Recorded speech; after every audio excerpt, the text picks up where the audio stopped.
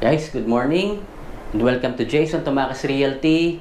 Today po, meron kaming ipapakita na naman another finished project dito naman sa Grass Residences ng SM Development Corporation.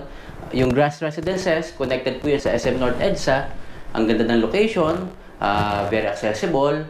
Meron pa tayong mga units po dito, kaya kung gusto niyo mag-invest, ayan, inquire lang po kayo sa ating number and email address. Thank you so much po muna kay Ma'am Mickey and Sir Ernest from Texas, USA. Maraming salamat sir, ma'am, sa tiwala ninyo at kami yung napili nyo para mag-furnish, mag-ayos itong inyong unit dito sa Grass. Guys, kwento ko lang, no, yung nangyari dito sa unit nila, ma'am. So, naging disaster ito, no? Nung unang pinagawa nila to, hindi naging maganda po yung outcome. So, ayan, papakita ko sa inyo bakit ko nasabi disaster. So, talagang nakakapanlumo actually nung si ma'am is nakausap ko, tumawag siya sa akin, nung sinusukatan namin tong unit, talagang ma'am, umiiyak siya. Umiiyak si ma'am. So, kasi nga, kahit naman ako maiiyak. Pag nakita nyo yung naging finish doon sa unit na pinagawa nila. Di bali ma'am, sobrang naging maganda naman po yung outcome nitong ginawa natin. Papakita namin sa inyo yung kabuuan, saka sa mga viewers natin.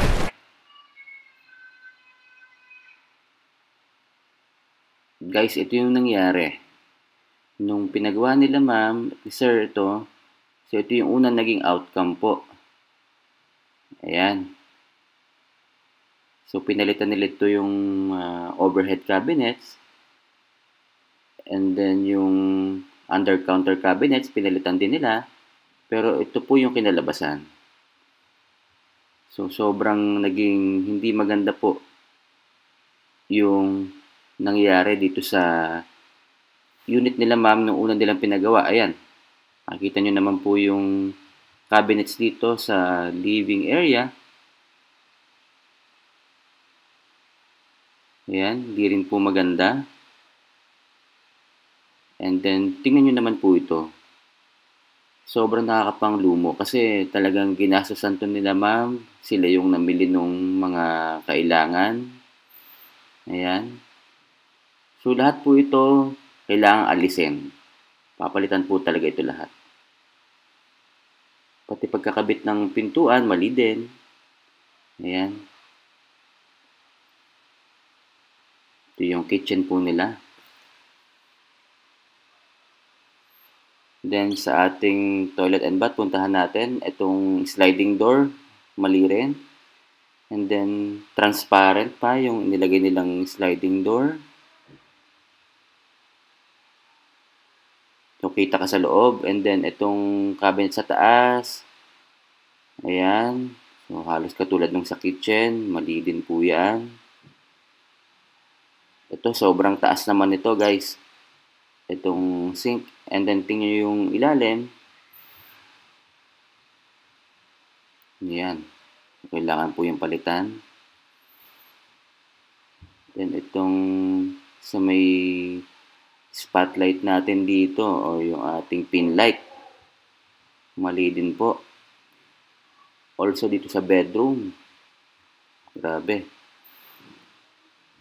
Ito yung sinasabi ni ma'am na parang kabaong daw po ito. Sorry sa term, pero ito yung mataas nilang bed frame. Then ito, hindi ito masarado. Yan po. Grabe ito. So, papalitan din po ito. Kailangan nating i-pull out lahat ito.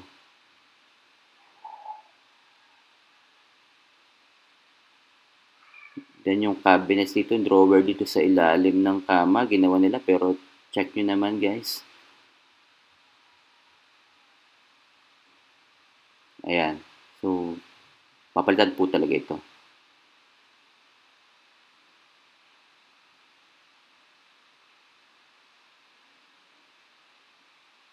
Ayan. Medyo hindi pa pantay yung kanyang cabinet dito sa taas. Nandito, mali rin po ito. Aalisin din po natin ito.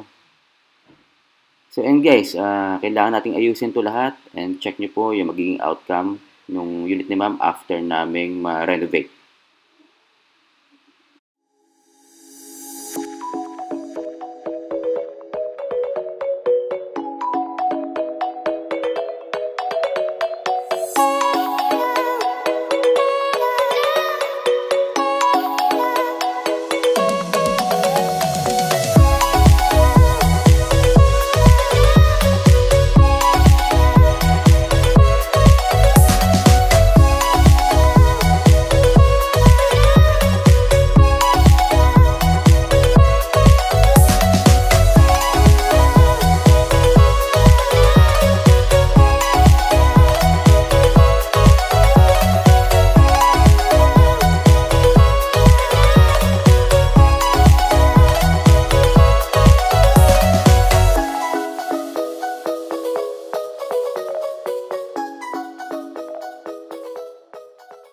So ayan guys, papakita na namin sa inyo ni Mami yung naging outcome nitong pag-aayos namin dito sa unit nila Ma'am Mickey and Sir Ernest. Ayan, si Mami.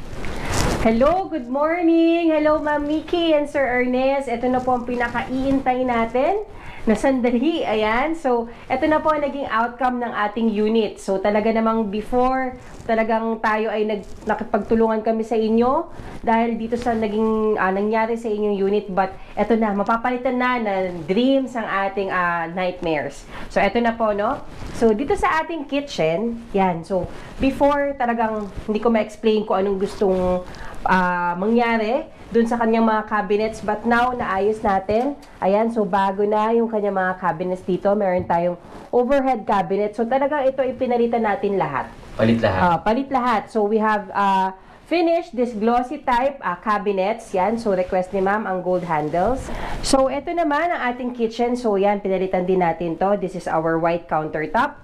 Ayan, so meron tayong under sink dito. Yan yung ginawa natin, Daddy. Ang ganda. Under sink ang ating sink, and then this is yung faucet niya. Then naglagay lang ako ng design. Then this is the backsplash. So marble type backsplash ang ginamit natin. Okay. Ayan. So meron tayong range hood and itong ating induction cooker. Palit na rin yan. Yes, pinalitan na natin. Actually nung before wala siyang nakalagay. As I can remember, wala siyang nakalagay pa. So ayan. Ito Mami, ito bago kong nakita to. So parang bagong design natin to, dito natin nilagay yung microwave. Yes. Actually nakagawa tayo napanood ni Ma'am yung ating Shore 2. Ay, Shore 3. Shore 3 okay. Residences. Na ibinaba natin yung microwave. So, ginawa din natin dito. Sinuggest niya sa akin na pwede bang ibaba na lang natin yung microwave. So, yan. Kaya natin binaba. Plus, meron siya lalagyanan dito sa ilalim. Yan. Nice. Yan. So, yan. Yun. So, meron siya lalagyanan dyan. Siguro yung mga panluto. Yan, pwede natin ilagay dyan. Okay. So, yan. Meron tayong mga storage. Ayan. So, dito naman, eto, instead na yung microwave natin supposed to be nandito. So, ang ginawa natin, yan yung mga kanilang collectibles. Yan yung gusto nilang ilagay dyan. Kaya nakasalamin lang yan. Kung may kita mo, glass doors tayo. Glass so, kapag inopen natin, ayan. So, push button lang din. Ganyan. Okay. Ayos ang ganda nito. Bago ito, Mami, no? Yes. So, may mga bagay tayo na na-retain na gamit ni Ma'am. Katulad itong kanyang ref. Nandito na to before. So, yan. Nilagay lang natin. Pinuwesto lang natin. Actually, malaki tong ref niya na to. Ayan. And then, guys, punta naman tayo sa ating toilet and bath. So, unahin natin to.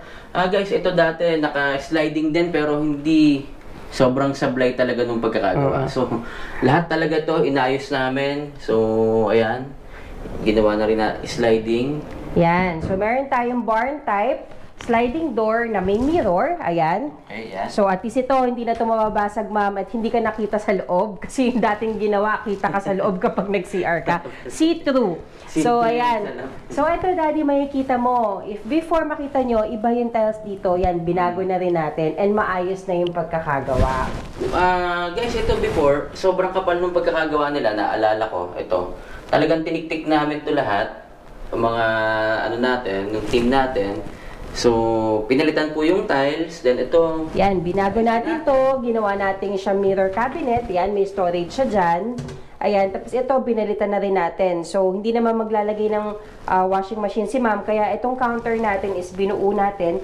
Plus, may mga storage siya sa ilalim. Oh, maximize talaga guys. Yes. Ayun. Dan, dito naman, Yan. usual na ginagawa natin. Yan. Before din, Daddy, nakalagay dito, actually, salamin lang din ang nilagay nila na French type. Pero, hindi siya matibay kasi pagka nagbang ang door, basag kasi hindi siya tempered glass. So, this one is frameless, tempered glass na nilagay natin. Nilalagay natin glass enclosure. Ayan. Then, water heater. Then, dito, palit din tayo ng tiles dyan. Yes. Oo, yan. So, cutter na lang dito sa labas, guys. So, ang ayun. ganda. Ang ganda-ganda na ng unit ni ma'am. Ganda ng toilet and bath ni ma'am at saka ni sir. Yan. So, punta naman tayo dito sa ating living area. Ayan. So, ang ating living area yan, maaliwalas na, maganda na, nakaposisyon na. Ayan. So, we have a 3-seater customized sofa bed. Sofa bed. Ayan. So, ito yung ating favorite na sofa bed na pinapagawa. Matibay, Matibay ito, guys. bigat. And talaga namang, yan. So, Ano na to? Tested na talaga to. yes. So, itong unit naman ni ma'am is medyo maluwag. So, kayang-kaya i-push and gamitin to ng maayos, no? So, yan. Tingnan mo, ang bigat. Ito siya kaya i-push. Yeah. Ayan, para maano natin. Yan. Yun. So, makapal ito talaga and magandang gamitin kasi matibay. Kaya yung mga mabibigat na katawan. Ayan. Ayan. Then dito, So, dito, Daddy, ito, nandito na siya dati. So, nahinayang naman ako kasi medyo maayos naman. So, sa mga ginawa. So, niretain ko to. Nagdagdag lang ako dito ng design. Kung makikita mo, meron tayong yan. May mga moldings tayo dyan sa kanyang walls. Pati yan sa side. saka ito mami, oh, ayan, ayan. Guys, Yan. So, nag-retain tayo, then nag-moldings tayo. Ayan. So, kung makikita mo din, Daddy, yung frame dyan, yan, kay ma'am yan. So, nilagay lang din natin yung Ganda kanyang naman. frame. Ganda po. Ayan. Ayan. And then, ayan, balik natin. Okay. Okay na. So, yan. So, we have enough space dito sa ating living area. Then, ito naman ang ating entertainment. Ayan. So, yung ating entertainment, pinul natin as television. Ayan. So, ang ganda. Meron tayong shelves dyan sa taas. Ganda So, nito. marami kayo mailalagay dyan, ma'am. Mga pang-design nyo, collectibles. Pwede kayo maglagay. And then, dito naman, this is actually 55 inches TV. Ayan, 55 inches itong ating television. So, okay na naman to kahit malaki yung TV kasi medyo malayo-layo naman yung ating distance. Then this one, itong counter natin, hanging. So, full yan, makapal. And malapad yan. So, meron tayo dito mga drawers. Ayan, so may mga storage tayo. Then, ito, kung mapapansin mo, Daddy, wala tayong dining. So, in-exclude na namin yung dining table. Kasi okay lang naman kala ma'am. Kasi usually nga, pagka ano nila dito, pag umuwi sila, nagpapahinga lang sila. Kumakain sila sa labas. So, at least ma-maximize nila yung space. And this one, this is actually a storage. Yan, storage ottoman yan. Customized to. Wow, ganda. Yan, so kasama ito ng sofa bed, pina-customize Try ko. ko nga umupo. Makapal, Ang kapal, lambot. makapal, and yan. Actually, kung pwede ka na kumain dito eh, di ba? Yes. Luto ka dyan. Yan, kasi tingnan mo yung space, oh. So, enough space, dalawa hindi na naman tayo to. nag-ano. So, ito pa yung isa. Yes. Pwede ka kumain tapos malambot yung... Yes, saka matibay and maganda tong ating ottoman. Laki nung... Malaki yung space yan. Sa loob, oh. Yan, may storage tayo. Ay, ganda nito, guys. Perfect. Paganda. Ayan. Tibay. Ayan. So, Again, mami, ikaw, puntahan naman natin yung bedroom na tayo, guys. ayan. So, bedroom. Dito sa bedroom natin, kung makikita mo, Daddy, yan, pinatay ko muna yung fan. Naka-turn rin ang ating fans. Yan, pinili yan ni Ma'am and Sir para at least Okay. tumerno sa kanilang French type sliding door. Actually, kahit naka-off siya, malamig eh. Grabe, sobrang laki nung pagbabago nito. Alam niyo, Yes. sabi ni ma'am, nung kausap ko siya sa noon, sabi niya, para daw tong, parang kabao. Pero guys, totoo. Papakita, yan. Makikita Yeah, niyo may dun mga sa... videos kami na Oo. talaga naman nakakalungkot ang kanyang sinapit. talagang- Kasi before, sobrang taas ng kama.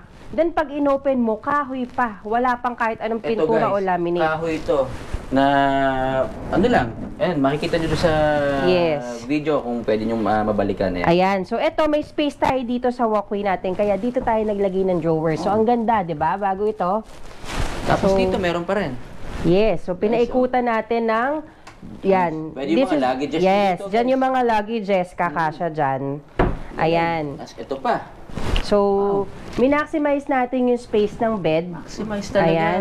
So, ito ang ganda ng ating naging design dyan. So, we have a lot of storage. Grabe, sobrang na-amaze ako dito, mami, Yes. sa Ayan, no? May nagawa mga shelves dito, tayo no? dyan. Kasi, Ayan. So, Daddy, this is a customized bed. This is actually 54 by 75 bed. So, sinakto ko lang din kung ano yung bed foam na nandito ni ma'am. So, ayan. So, meron tayo ditong bed na maganda and talaga namang komportable at makakatulog na si ma'am na maayos dito. Yan. okay. So, ma'am, binawi natin yung yung nangyayari doon sa unit nyo. Talagang grabe, pinaganda namin to para sa inyo. Yes. So, dito may mga ilaw pa ako dito, oh. So, kung magbabasa ka, ayan. So, meron tayong on and off dito ng kanyang mga ilaw. Yan. Ayan, guys. Yan. So, both sides, makakapagpatong sila ng cellphone, makakapag-charge sila. May mga outlets So, naglagay na. tayo ng outlets na accessible lang sa inyo habang nakahiga kayo. Ayan. Then yung curtain, mami, ganda, no? Yes, that is a hotel type S-fold curtain. Yan, guys. So, pina-customize natin yan. Thank you, Ate Mary Ann. Yan. Salamat kasi yan, ang ganda-ganda lagi ng ating mga curtains. Ganda. Yes. Maganda, guys, itong kurtina natin. Diba? Dali lang ayusin. Daling hilahin. Ayan. So, thank you so much po sa ating mga partners. Ayan. Dito naman, So, itong vanity natin, lumiwanag na, gumanda na, ang ganda ng gamitin. So, we have another ottoman na terno doon sa ating labas. So, ito, Daddy, makakapagpaganda na si ma'am dito sa kanya. This is actually a vanity and working station. Yes. This is a vanity and working station. Ayan, may mga outlet kung gusto mo mag-laptop dito. Then, nandito lang yung mga switch niyan. Diba? Ayan. So, ang ganda niyang gamitin. Then, ito, mami, napansin ko, ito ba ay before... Wala. Kasi parang in-extend dyan yung cabinet dati na bitin. Tapos, ano siya dito, no? Yes. So, hindi ka makakadaan. So, ngayon, inalis natin, pinalitan. Yes. So, dito naman, naglagay tayo ng shelves na sakto-sakto sa space. Kasi syempre, palabas ka sa balcony, kailangan muna ng space, di ba? So, ayan, at least finlat lang natin dyan. Nakaayos tayo para at least meron tayong space dyan. Kasi ito, pwede ka pa magpatong ng mga gamit mo rito. Yes, pwede din. So, yan. So, this one naman is our wardrobe. Ayan. So, meron tayo ditong, ayan, may mga, anong tawag dito, hangiran, and may storage area na naman sa taas. Malaki to, Daddy, mataas. Oo. Ayan, then push button lang tayo dito. Yan. So, again, ma'am, ito na yung unit nyo. Sobrang salamat sa inyong tiwala. At kami yung napag-decidean nyo na mag-furnish itong unit. So, guys, tip lang po, no?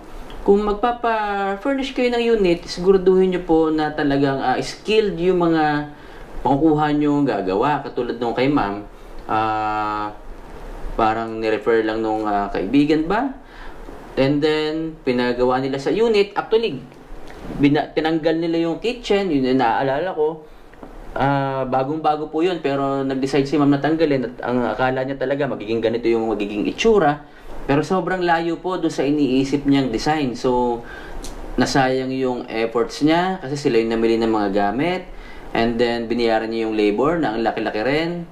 So, talagang ang laki nung nawala po kay Ma'am Mickey sa kay Sir Ernest. So, sana guys, talagang bago kayo mag-furnish, tingnan nyo po muna, i-check nyo muna yung mga gawa nila. Ayan, number 1. Bago kayo mag-furnish. Tip lang po yun. Mami?